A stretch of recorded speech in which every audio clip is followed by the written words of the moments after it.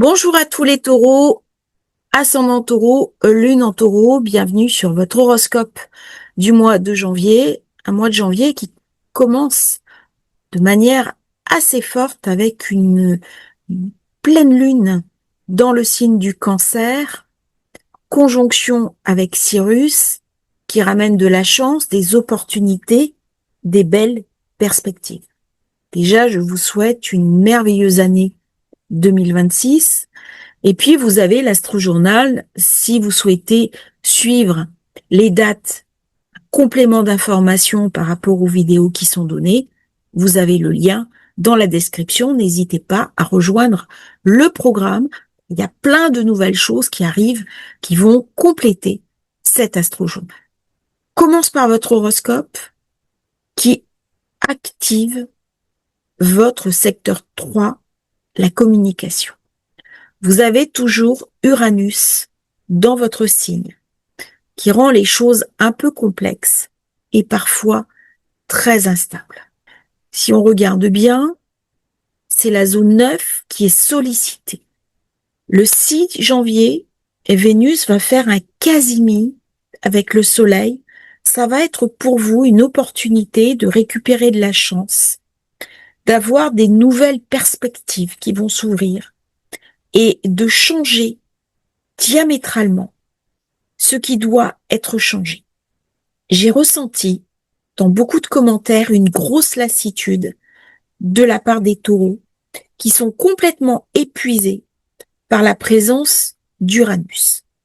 Vivement qu'ils partent de votre signe. En attendant, on fait quoi? Eh bien, on va profiter de Vénus qui amène des belles choses, l'envie de se faire plaisir, peut-être l'envie de voyager.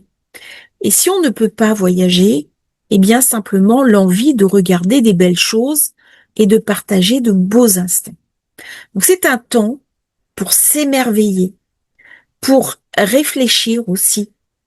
Et il va y avoir un petit peu de confusion dans cette période parce que Mercure fait un mauvais carré à Saturne et Neptune dans votre secteur 11. Ça veut dire qu'il peut y avoir des personnes que l'on pensait ses amis qui n'en sont pas. Il peut y avoir des trahisons d'amis, des amis qui sortent de notre vie, des projets qui n'aboutissent pas. Ça a été souvent le cas pour vous, taureaux.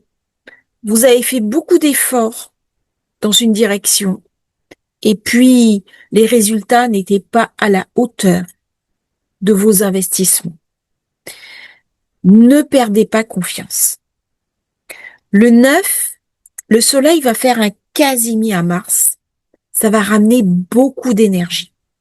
Cette pleine lune est en affinité avec vous. On vient vous montrer des nouvelles indications, des nouvelles manières de communiquer, des nouvelles manières de se positionner, peut-être des nouvelles manières de travailler également, des nouvelles perspectives pour acquérir des compétences, changer son domaine de compétences, se réorienter.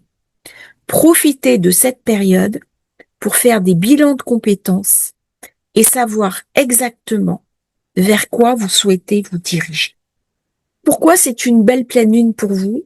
Parce que c'est en signe d'eau et en signe de terre et vous êtes en affinité avec ces deux éléments. Nouvelle lune du Capricorne.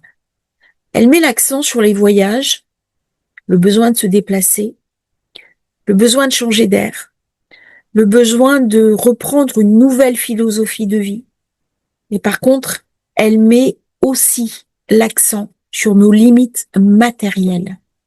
Si le taureau manque, il est malheureux. C'est un signe qui a besoin de sécurité, comme le cancer.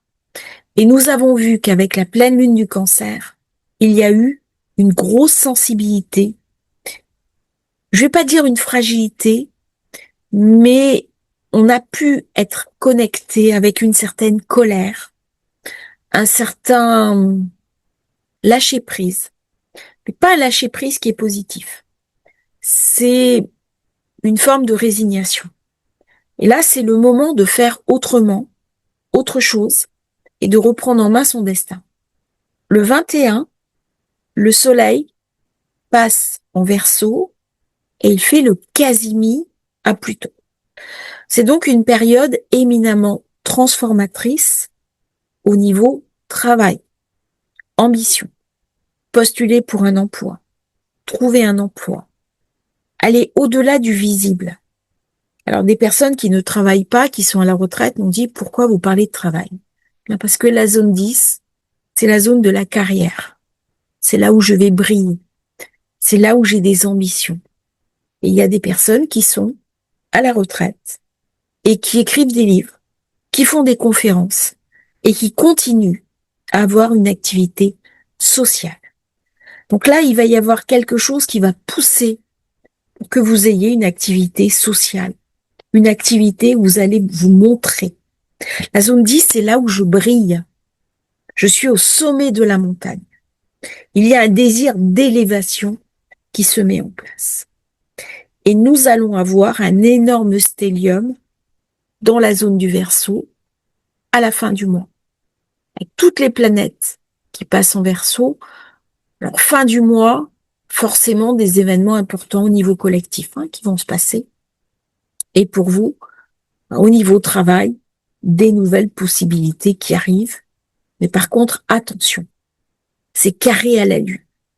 Et il y aura peut-être un choix à faire entre ce qu'on désire, ce qu'on souhaite, ce qui nous est proposé et ce qui est de l'ordre du possible. Donc là, c'est une période, il va y avoir une accumulation énorme d'énergie dans votre secteur 10, des opportunités à ne pas louper, des perspectives à ne pas louper, envoyer des CV, postuler, déplacer des montagnes, mais sortez d'une certaine léthargie. C'est vraiment le moment pour le taureau de monopoliser son énergie et il en est tout à fait capable parce que Vénus, une fois qu'elle aura fait son quasimi au soleil, elle sera dans une énergie totalement différente. Elle va devenir beaucoup plus apaisée, beaucoup plus conciliante, beaucoup moins belliqueuse et vous allez pouvoir en bénéficier. Le 26, nous aurons bien sûr Neptune qui va passer dans votre secteur 12. Ça va être une période intense pour guérir les vieilles douleurs, les vieilles mémoires du passé, les mémoires familiales qui n'auront pas été évacuées. Je vous remercie, Taureau, d'avoir suivi votre horoscope du mois de janvier. N'oubliez pas de vous abonner à la chaîne et si vous souhaitez rejoindre l'Astro-Journal, vous avez le lien dans la description. À bientôt pour un nouveau partage sur Astrologie Facile.